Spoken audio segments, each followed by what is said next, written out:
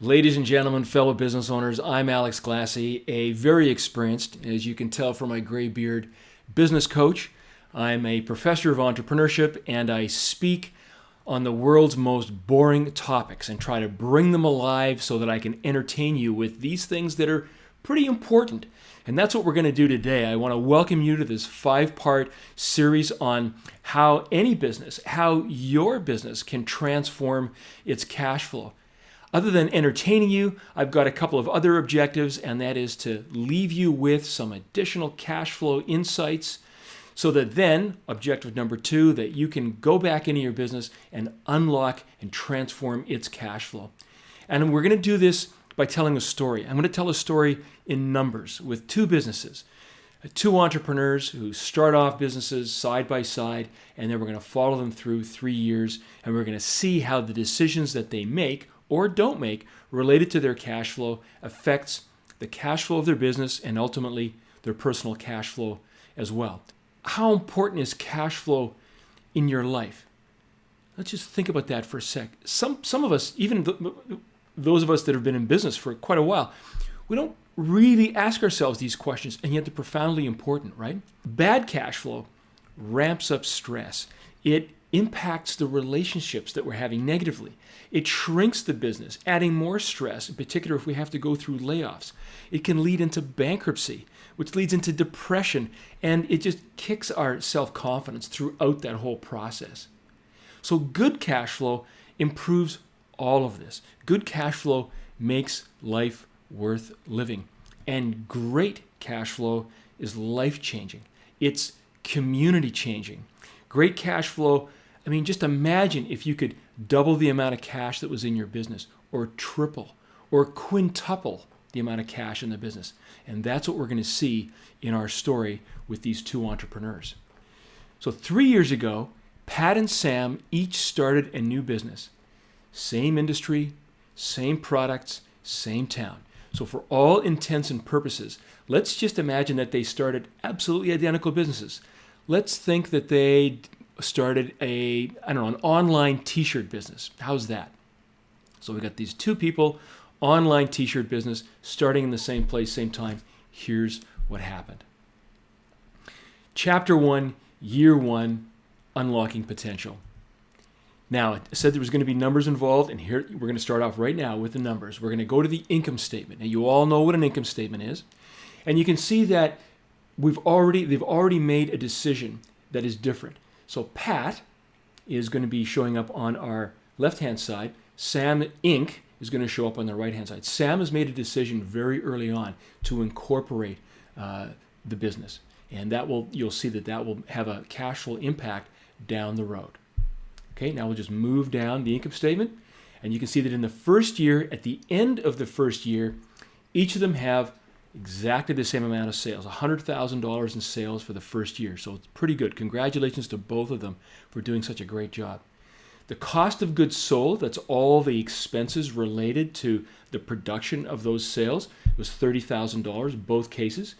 Do you take this minus this equals $70,000 in gross profit, and absolutely identical. And then I'm introducing a first metric called gross margin, and gross margin is just a percentage of the gross profit related to sales. And you'll see why this is important in the second year in particular, and as we keep going.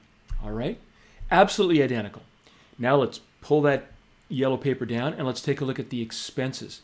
And I've divided the expenses into 3 major categories: general and administrative, that's your rent and your salary and your bookkeeping expenses, that kind of stuff. Stuff that's it's got to be there in order for the business to run. We have R&D, research and development, and you can see that neither of these 2 people has got any R&D expenses. They're really not a tech company, and they're not investing any money in R&D. And then we have sales and marketing down there, and you can see that both of them have spent money on sales and marketing, $30,000 each. Here's another metric called return on market spend, and this is just the relationship of sales and marketing back to revenues. And it basically says, if I spend $1 in sales and marketing, I'm going to get $3.33 back in revenue. And you can see that they're exactly the same for both of them. Add these numbers up, you get total expenses, then you subtract gross profit, and expenses, and you end up with net income, which is zero. So exactly the same business at the end of the first year, right? Would you agree? Not quite. Let's just skip down. Now, the next couple of lines, they aren't part of the income statement, but it's cash. It's the money in the bank. And I know we all know where that is, and we're all looking at it daily, twice a day, 3 times a day to see how much money is in the bank. And you can see that at the start of the year, neither of them had any money. Both of them started with nothing. And at the end of the year, Sam ended up with nothing, but Pat ended up with minus cash, minus $10,685. So there's a significant difference. I wonder why. So chapter 1 lessons, cash flow decisions add up. There's been some decisions that have been made between Sam and Pat that are different, and you can see they've made a significant difference of $10,000. The income statement is a poor predictor of cash flow. Profit ain't cash. And you can see that both had the exact same income statement, the exact same net income of zero, and then Pat had this huge difference hidden away. There's something going on that's pulling cash away from Pat's business and tucking it away somewhere. Businesses often have significant cash potential hidden away. All right, year 2, chapter 2, accelerate growth. Back to our income statement. Pat has had a 10% increase in revenue from word of mouth. Pat hasn't done anything other than just let the business run and got a 10% boost. The cost of goods sold has gone up exactly in the same percentage. And then this minus this is equal to gross profit. And you can see that the gross margin is exactly the same. So Pat really hasn't done any changes to the business at all. Sam, whoa. Not only did Sam get the same word of mouth boost year over year, but Sam also generated an additional $15,000 in revenue over and above what Pat did. Cost of goods sold. Listen, I can't tell, can you tell? Just looking at these numbers, whether cost of goods sold is getting better or worse, whether Sam is making any improvements to cost of goods sold. These are just numbers, right? But I can tell from gross margin. Gross margin shows me that Sam has made an improvement to gross profit. Wow. And so this is why metrics start to become important. By looking at these numbers by themselves, you cannot tell if there's any improvement going on. That's why gross margin, these ratios, these metrics, start to unlock the value in the business. All right, going down into the expenses, Pat has made no changes. Sam has made a couple of changes. The general and administrative is down by $400. So some tiny little change somewhere has made a $400 improvement. And, oh, look, Sam is spending more money on sales and marketing, an additional $3,000. And also Sam has made a tiny little improvement in return on market spend of 0.1, whatever that is, and however Sam has done it. Expenses higher than Pat's. Oh my goodness. But net income way, way higher than Pat's. $10,000 difference. Wow. And let's take a look at the cash down at the bottom. Cash at start, Pat ended up in the hole almost $11,000 and is climbing out of the hole, but still has a $4,000 difference, $4,000 negative cash, so has made a $6,000 improvement. Sam has made a $17,000 improvement in cash in the year. Wow. Chapter 2 lessons. Cash flow decisions multiply each other. Metrics and ratios unlock understanding of where things are going well or where things may not be going well. And good cash flow can start to accelerate growth. As you can see, Sam's business is accelerating while cash is increasing. All right, chapter 3, year 3, maximizing long-term value. So the year 3, Pat has made an additional 10% year-over-year growth. So sales last year was $110,000. 10% of that is 11. Add that on. There's $121,000.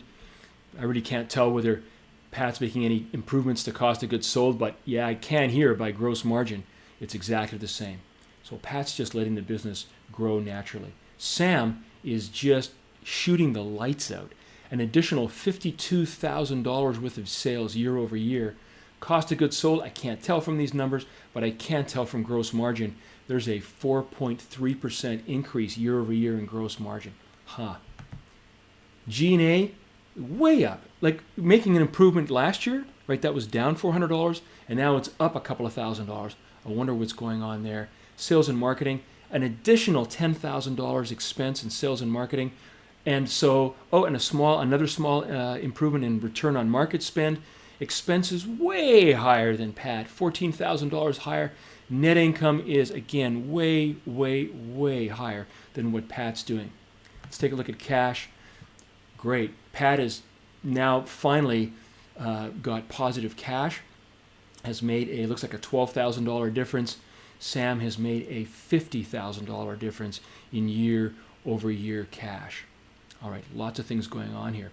Listen, I want to point out something here, and this is part of the psychology of being in business. Entrepreneurs, we are naturally biased towards success. Human beings are naturally biased towards success. We always think we're doing great. 85, the studies show that 85 or 90% of us think that we're better than average. Well, of course, that can't be. And entrepreneurs and business owners, we're even more optimistic about our performance and the performance of our business. So Pat is sitting there looking at year 3 income statement and going, I've got a great business. I've got a growing business, right? Year over year sales are growing. I've got a profitable business, right? Net income is $14,700, and I've got a business that's now starting to contribute positive cash. That's awesome. And Pat should feel and does feel proud. But what Pat doesn't see is how much better it could have been. How much better it could have been. And Sam, for some reason, has known that Sam's business could be better than just letting it sit there, and has been making decisions that are actually causing the business to outperform Pat's dramatically. All right. Chapter 3 lessons. Cash flow decisions compound over time. Not only do they add up and do they multiply, but they compound over time. Cash flow decisions affect your business in profound ways, as we can see. And then cash flow is the cornerstone of your business's overall value. Well, what do I mean by that? Well, let's just show you the ending of this particular story. Sam accepted an offer of $317,000 for her business, which she received tax-free. Pat is still working in his business, but made a great decision. He recently hired Sam as his business advisor. So I think in another year or two, we're going to see a happy ending for Pat as well as Sam. What do you think? All right. Hope you enjoyed this story. I hope it got your wheels spinning. And what I want you to do between now and the next video is to think about your own business. Think about, listen, it's running well. Awesome. But think about what it could do to run even better than it's already doing. Imagine that you were Sam and starting to make some of those decisions. And what we'll do in the next few videos is we'll actually unpack each of the 10 decisions that Sam made, and we'll show you how, like exactly how much difference in cash that made to her business. And so then you can then apply that to your own business. All right. Thanks a lot for watching, and I look forward to seeing you in the next video.